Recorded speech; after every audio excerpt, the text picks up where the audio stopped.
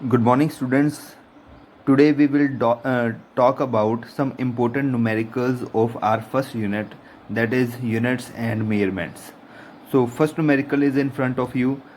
One van der Waal equation is given, that is basically in chemistry, but we have to find the dimensions. देखो बेटा, यहाँ पर हमने क्या करना है, ये van der Waal इक्वेशन में P is meant for pressure, V is for volume, ये again volume, R is gas constant, T is temperature here.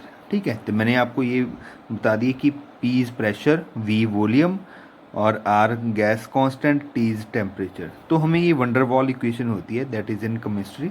ठीक है, और हमें ये बोला हुआ है यहाँ पर जो A और B हैं दे आर डिमेंशनल कांस्टेंट्स, उनकी कोई ना कोई डिमेंशन होगी, तो आपको उनका डिमेंशनल फार्मूला फाइंड करना है. ये हमारे पास क्वेश्चन है. तो इस क्वेश्चन में हम क्या करते हैं, देखो बेटा, हम यहाँ पर बेसिकली लगाएंगे principal of homogeneity. So principal of homogeneity में क्या है, देखो बेटा, मैंने आपको पहले भी बताया था कि similar physical quantities are added और सब्ट्रैक्टेड. तो यहाँ पर हम अगर फर्स्ट ब्रैकेट को देखें, ये हमारे पास क्या है, प्रेशर, और प्रेशर में एक टर्म ऐड हो रही है like a upon V square, volume का स्क्वायर. तो हमें पता है according to principle of homogeneity pressure में हम प्रेशर को ही ऐड कर सकते हैं. तो ऑब्वियसली ये जो हमारे पास हुआ ये सारा प्रेशर ही है. तो ए अपॉन वी स्क्वायर की जो यूनिट आएगी that will be equal to pressure आएगी. तो ऐसे हम इसको लिख के, इसको मैं लिख लेता हूँ सॉल्यूशन, और इसको ऐसे लिख के हम ए की डिमेंशन फार्मूला को फाइंड कर सकते हैं. तो कैसे करना है, देखो ए का डिमेंशनल फार्मूला हमें फाइंड करना है, इसको ऐसे ही लिख दिया. और वॉल्यूम का डिमेंशनल फार्मूला होता है एल क्यूब, और उसका स्क्वायर भी है, तो ये बन जाएगा एल क्यूब का होल स्क्वायर.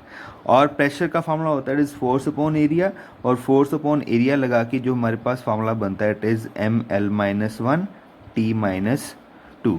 और अब हमने क्या करना है, सिर्फ इसको क्रॉस मल्टीप्लाई करना है, it become M L minus one T minus two and L six. ठीक है, और यहाँ पर बेसिस सेम, तो पावर्स ऐड, तो ए का हमारे पास डिमेंशन आ जाता है M L five T minus two. Okay जी, ये सिक्स माइनस वन फाइव रह जाएगा. तो ए का डिमेंशनल फार्मूला तो हमें मिल गया जो उसने पूछा हुआ था आपको. और अब रह गया बी का, वो निकालना बहुत इजी है.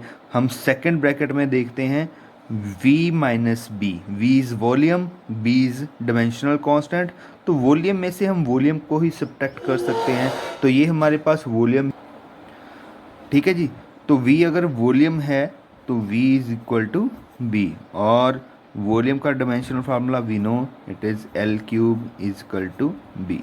तो ये b का हमारे पास डिमेंशनल फार्मूला आ जाता है. हम इस तरह से इस न्यूमेरिकल को हम सॉल्व कर सकते हैं.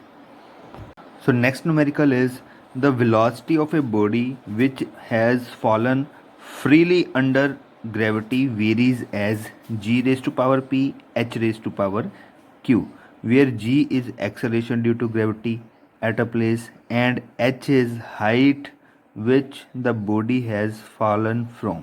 Determine the value of p and q. तो हमें एक्चुअली इस क्वेश्चन में क्या है, ये जो वेलोसिटी, जिस वेलोसिटी से वो बॉडी नीचे को आ रही है वो एक्सेलरेशन ड्यू टू ग्रेविटी, और बॉडी की हाइट पर, जिस हाइट से हम उसको फेंक रहे हैं या ड्रॉप कर रहे हैं उस हाइट की बात कर रहा है, इन दोनों पर डिपेंड कर रही है. और उसकी कुछ पावर भी है P और Q. हमें इस P और Q की वैल्यू फाइंड करनी है. तो एब्सोल्युटली ये हमें डिमेंशन एनालिसिस से फाइंड करनी होगी. हमारे पास एक यूज़ है डिमेंशन एनालिसिस का. We can derive the relation between various physical quantities. Here we have to derive the relation between velocity and acceleration due to gravity and height with height. Okay, तो हमने यहाँ पर हमने last questions किए थे, हम powers को ए और बी मानते थे, इसने यहाँ पर ऑलरेडी पावर्स को पी और क्यू हमें दे रखा है. तो हमारे पास फार्मूला क्या होता है, इसको मेथड क्या होता है सॉल्व करने का, हम वी का डिमेंशनल फार्मूला पुट कर लेते हैं एल टी माइनस वन, और इधर एक्सेलरेशन ड्यू टू ग्रेविटी का फार्मूला पुट कर लेते हैं it is L T minus two, और पावर इसकी पी रहेगी. और ये हाइट है, हाइट इज़ ओनली लेंथ, तो लेंथ की पावर क्यू हो जाएगी। नेक्स्ट हमारे पास प्रिंसिपल ऑफ होमोजेनिटी ही होता है कि एक साइड अगर वेलोसिटी है तो velocity can be equal to velocity. ठीक है, तो हम आगे क्या करते हैं, एल टी माइनस वन, और यहाँ पर ब्रैकेट को ओपन कर लेते हैं, let L raise to power P आ जाएगा, T raise to power minus two P आ जाएगा, और इधर L raise to power Q आ जाएगा, और यहाँ बेसिस सेम तो पावर्स ऐड, तो L raise to power P plus Q और T raise to power minus two P, it is equal to L T minus one. अब हमने क्या करना होता है, we have to compare the powers.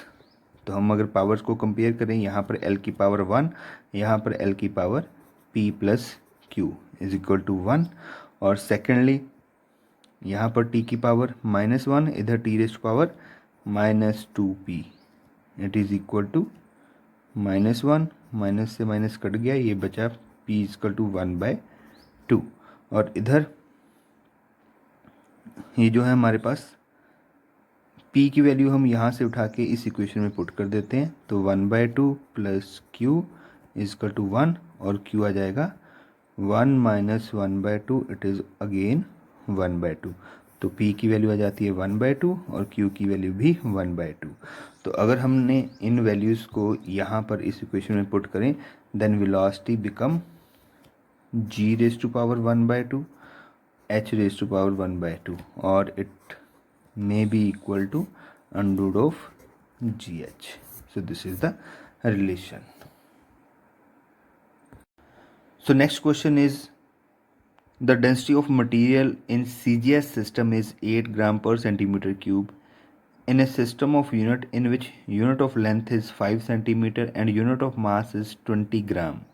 What is the density of material? देखो बेटा, ये थोड़ा कंफ्यूजिंग क्वेश्चन है। इसमें क्या है, हमें सिस्टम ऑफ यूनिट अपनी तरफ से बनाया हुआ दिया हुआ है। ठीक है, ये कोई सीजीएस सिस्टम नहीं है। देखो, in a system of unit in which unit of length is 5 centimetre, means वहाँ पर 5 सेंटीमीटर नापते हैं, इससे कम तो नापते ही नहीं है।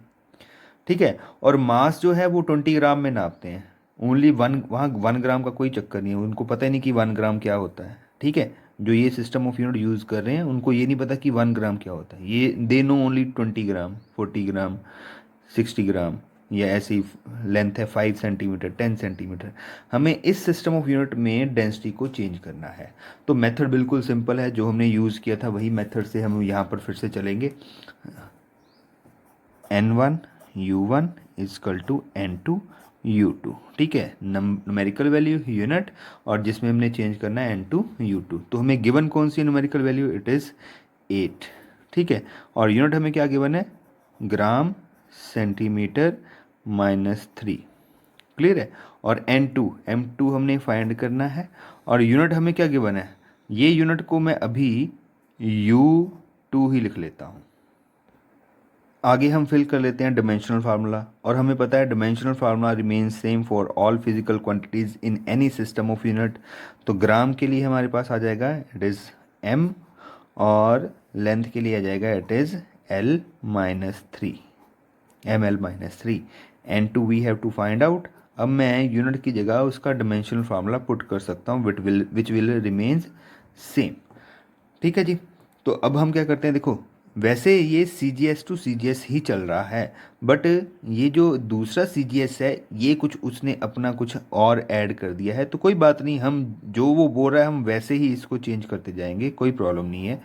तो मास के लिए हम लिख लेते हैं 1 ग्राम, और लेंथ के लिए लिख लेते हैं हम 1 सेंटीमीटर, पावर माइनस 3 हो जाएगा। N2 we have to find out. यहाँ मास की यूनिट जो गिवन है वो लिख देनी है 5 सेंटीमीटर, और मास की यूनिट, सॉरी ओके, मैं रिवर्स में लिख देता हूँ। लेंथ की यूनिट है 5 सेंटीमीटर और उसकी पावर है -3, और ऐसे ही जो मास की यूनिट है इट इज़ 20 ग्राम, और 20 ग्राम की पावर 1 है। ठीक है, तो अगर अब हमने क्या करना है, N2 फाइंड कर लेना है, तो कोई प्रॉब्लम नहीं है, सीधे ही जैसे आप N2 फाइंड करते हैं हमने वैसे ही करना है। तो N2 is equal to 8 × 1 gram into 1 centimetre power -3 upon, ये नीचे आ जाएगा, 20 ग्राम मल्टीप्लाई 5 सेंटीमीटर पावर -3। तो इसको सॉल्व करते हैं। 8 इंटू 1 ग्राम अपॉन 20 ग्राम, और इसको मैं सॉल्व कर लेता हूँ। ये पावर है -3 में, तो मैं पहले इसको लिख रहा हूँ।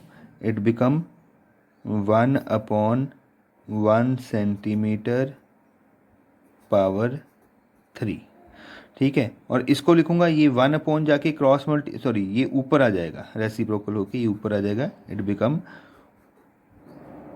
5 सेंटीमीटर पावर 3। ओके, ये ग्राम से ग्राम यहाँ पे कट जाएगा। It become 8 upon 20, and when we open the brackets it become 1, 5 into 5 into 5 125, और ये सेंटीमीटर क्यूब से सेंटीमीटर क्यूब कैंसिल हो जाएगा। अब हमने सिंपली इसको सॉल्व कर लेना है। जो रिजल्ट आएगा दैट विल बी N2। तो यहाँ 25 2 इट बिकम 50, ठीक है। And we have the answer that 8 gram centimetre -3 and 50। अब देखो यहाँ पर ये सेम यूनिट नहीं लगा सकते, इसको लिखेंगे न्यू यूनिट्स, जो हमें गिवन थी क्वेश्चन में, न्यू यूनिट्स। तो ये हमारे पास आंसर आ जाएगा। ओके जी, हमने कुछ नहीं किया, जैसे उसने यूनिट्स दी थी वैसे ही फिल कर दी और आंसर फाइंड कर लिया सिंपली।